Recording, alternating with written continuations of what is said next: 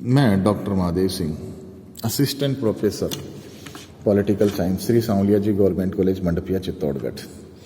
आज हम पढ़ेंगे वेस्टर्न पॉलिटिकल थिंकर अरस्तु के राज्य संबंधी विचार, यानी कि स्टेट थ्योरी अरस्तु की क्या है, इसके बारे में आज हम पढ़ेंगे। राज्य के बारे में हम सब स्वाभाविक रूप से जानते हैं, राज्य 4 तत्वों से मिलकर बना होता है: जनसंख्या, भूभाग, सरकार और संप्रभुता। और अरस्तु के लिए जो आज जिसको अपन राष्ट्र राज्य कहते हैं, अरस्तु के लिए वो राज्य नगर राज्य था, पोलिस था। तो अरस्तु ये मानते हैं कि राज्य की उत्पत्ति कैसे हुई। अरस्तु ये कहते हैं कि राज्य एक नेचुरल स्वाभाविक संस्था है, इंस्टीट्यूशन है, नेचुरल इंस्टीट्यूशन है, जो मनुष्य की आवश्यकताओं की पूर्ति के लिए और उनकी अंतः प्रवृत्तियों के परिणाम स्वरूप अस्तित्व में आया है। और अरस्तु ये कहते हैं कि जो मनुष्य राज्य में नहीं रह सकता, या तो वो देवता है या वह पशु है। क्यों इनके मनुष्य को तो आवश्यकता राज्य की होती है, क्योंकि मनुष्य एक सामाजिक प्राणी है और सामाजिक प्राणी होने के नाते उसको अपनी आवश्यकताओं की पूर्ति के लिए, जीवन के सर्वांगीण विकास के लिए, क्योंकि वो अकेला अपनी आवश्यकता की पूर्ति नहीं करता, तो अन्य व्यक्तियों, समाज, परिवार की आवश्यकता होती है, राज्य की आवश्यकता होती है। राज्य की उत्पत्ति किस प्रकार हुई, इसके बारे में हम देखें तो अरस्तु कहते हैं कि 3 चरण है। पहला यूनिट है परिवार है, सेकंड गांव है, फिर राज्य। वो कहता है कि परिवार एक पहली इकाई है, एक स्वाभाविक संस्था है, और परिवार स्त्री पुरुष के जैविक आवश्यकताओं की पूर्ति करने वाली संस्था है, जो जनरेशंस को आगे बढ़ावा देती है। और पहले परिवार की उत्पत्ति होती है। परिवार से जब कुटुंब मिलते हैं तो कुटुंबों से गांव बनते हैं, और गांव के माध्यम से नगर राज्य या राज्य का उत्पत्ति होती है। इस प्रकार हम देखते हैं कि जो अरस्तु राज्य और परिवार को इंटीग्रेटेड मानता है, अंतर संबंध मानता है कि राज्य एक वृत्त इकाई है तो परिवार एक सूक्ष्म इकाई है, और मध्यम इकाई गांव को मानता है। राज्य का स्वरूप कैसा हो, इस विषय को लेकर अरस्तु की कुछ मान्यताएं हैं, एग्जम्पशंस हैं, जिनमें पहली बात यह है कि वो राज्य को स्वाभाविक संस्था मानता है, नेचुरल इंस्टीट्यूशन मानता है। कि राज्य, वो कहते हैं कि राज्य कोई लोगों के द्वारा बनाएगी आर्टिफिशियल चीज नहीं है, अपितु वो स्वाभाविक रूप से इवॉल्व हुई संस्था है। और राज्य परिवार से पहले, उत्पत्ति की दृष्टि से हम देखें तो परिवार पहले आया, पर बाद में राज्य आया। तो पर राज्य का जो उद्देश्य है, जो स्वरूप है, उसकी दृष्टि से देखें तो परिवार या व्यक्ति से पहले राज्य आता है।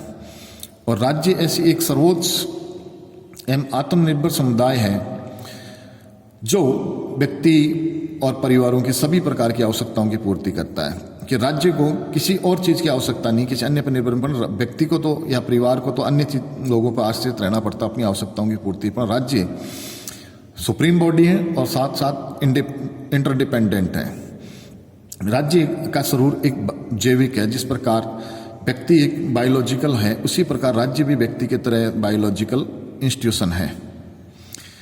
अब राज्य का उद्देश्य और कार्य क्या होना चाहिए, तो इसमें अंदर सबसे पहला ये उद्देश्य है कि राज्य का उद्देश्य क्या है। तो राज्य का उद्देश्य क्या नहीं, यानी व्यक्ति के व्यक्तित्व के सर्वांगीण विकास का और उसका जन कल्याण करना ही राज्य का प्रथम और प्राथमिक उद्देश्य है। अरस्तु की एक अच्छी बात कही है, राज्य का अस्तित्व है केवल जीवन के लिए नहीं, बोले अच्छे जीवन के लिए। यानी कि राज्य जो अस्तित्व में आया है वो व्यक्ति के सब्सटेंस लाइफ को बनाए निकलने के लिए नहीं, अपितु उसका एक बेटर लाइफ के लिए राज्य काम करता है। और राज्य ऐसा अगर नहीं कर सकता तो राज्य की कोई आवश्यकता भी नहीं। इसलिए व्यक्ति के व्यक्तित्व के सर्वांगीण विकास के लिए, चहुमुखी विकास के लिए जितनी भी आवश्यकताएं हैं जीवन की, उन सब आवश्यकताओं की पूर्ति करना राज्य का परम दायित्व है। और इस पर उद्देश्य की पावन उद्देश्य की सिद्धि सिर्फ नगर राज्य जैसा संगठन ही उपयुक्त है। अब हम बात करते हैं राज्य की उत्पत्ति का मूल्यांकन किया जाना चाहिए।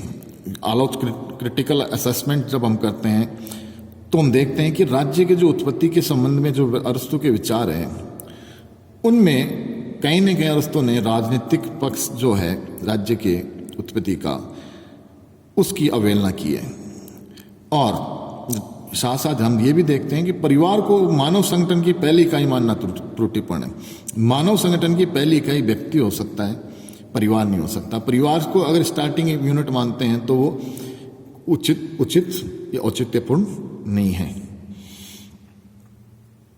साथ ही राज्य को कहते हैं कि अरस्तु कहते हैं कि राज्य क्या एक बायोलॉजिकल है, तो वो नहीं हो सकता, मनुष्य की तरह राज्य नहीं हो सकता। राज्य तो एक अमूर्त अदृश्य संस्था होती है, उसको बायोलॉजिकल जैविक स्वरूप के अंदर मानना अरस्तु का किसी भी दृष्टि से, चाहे वो साइंटिफिक दृष्टि से हो, चाहे वो राजनीतिक दृष्टि से हो, चाहे वो नैतिक दृष्टि से हो, उचित नहीं कहा जा सकता। और सबसे बड़ी जो बात है वो ये है कि अरस्तु व्यक्ति के ऊपर राज्य को प्राथमिकता देता है कि राज्य पहले है, व्यक्ति बाद में। यानी जिस व्यक्ति के लिए राज्य बना है वो व्यक्ति के अगर व्यक्तित्व का विकास, उसके अधिकारों से पहले राज्य अगर सर्वोपरि है, तो अरस्तु का ये विचार कतई नैतिक दृष्टि से, वैधानिक दृष्टि से, सामाजिक दृष्टि से उचित नहीं माना जा सकता, क्योंकि व्यक्ति के लिए राज्य है, राज्य के लिए व्यक्ति नहीं है। व्यक्ति के विकास के लिए राज्य है तो राज्य सब्सिडरी संस्था होनी चाहिए, वो प्राइमरी संस्था नहीं हो सकती।